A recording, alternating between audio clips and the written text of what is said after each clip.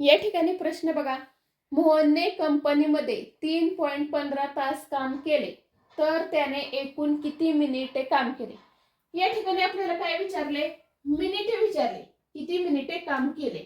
मग काय करायचंय, 3.15 आहे असेच खाली लिहून घ्यायचे. या ठिकाणी गुणाकाराचे चिन्ह, 60 मिनिटाचा 1 तास असतो म्हणून गुणिले 60. या ठिकाणी आपण शून्याने काय करणार आहे, गुणाकार करणार आहे म्हणून 5 शून्य 0, 1 0 0, 3 0 0. आता या ठिकाणी आपण काय करणार आहे, तर 6 ने गुणणार आहे. 6 पंचे 30, हातचे आले 3, 6 एके 6, हे 3 9, त्याच्यानंतर 6 त्रिक 18. आता यांची काय करणार आहे, बेरीज. या ठिकाणी बघा 0 0, या ठिकाणी 9, या ठिकाणी 8 आणि या ठिकाणी 1. आता दोन संख्येनंतर काय येईल, तर पॉइंट चिन्ह येईल.